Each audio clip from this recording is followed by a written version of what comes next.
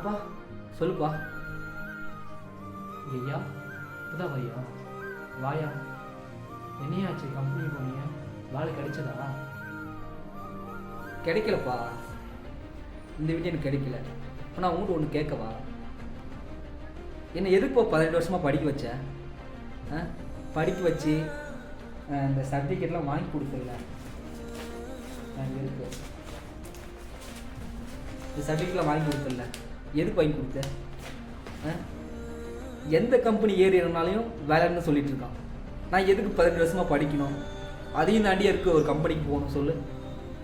அப்பா நீலாம் படிச்சியாப்பா? இல்லை தானே, 6 மாதிரி தானே படித்த. நல்லா வச்சு பார்த்துட்டு இருக்குல்ல. ஐயா நாங்கள் ஆடு வச்சாலும் நிம்மதியாக இருந்தேயா. அந்த காலம் வேறையா, நீ இப்போ இருக்கிற காலம் வேறையா. சரியா?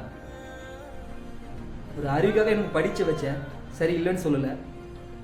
இப்போ வேலைக்காக நாய் மாதிரி தெரிஞ்சிட்டு இருக்குன்னு கிட்டத்தட்ட 10 கம்பெனி ஏறி பார்த்துட்டேன். உனக்கு என்ன ஒன்றுனா, நம்ம பையன் படிச்சுட்டானே, ஒரு 10,000 சம்பாதிக்க முடியும் அப்படின்னு சொல்லிட்டு ஒரு வருத்தம் இருக்குது. என்னால் எந்த கம்பெனி போயிட்டுருக்குனே, ஒரு வேலை வாங்கணும்னு சொல்லிட்டு ஒரு வருத்தம் இருக்குது. இதுக்கு நான் யாரை கொடுத்து சொல்கிறது எனக்கு தெரியலப்பா. என்னை சுற்றி இருக்கணும் இல்லையா, இல்லை கவர்மெண்ட்டை சொல்லவா? இந்த சர்டிஃபிகேட் எதுக்குன்னு தெரியல. முடியல, போதும்பா. தம்பி வயசு மாதிரி இருக்கு, தம்பி சவுண்ட் போட்டுருக்கான், என்னன்னு தெரியலையே. ஐயா நாங்கள் அப்போ வாழ்ந்த காலம் வேறையா, வாழ்ந்துட்டு இருக்க காலம் வேறு.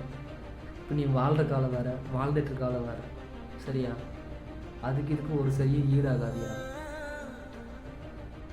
நீ கவலைப்படாதியா, நான் அப்பாவும் கூட இருக்கேன்.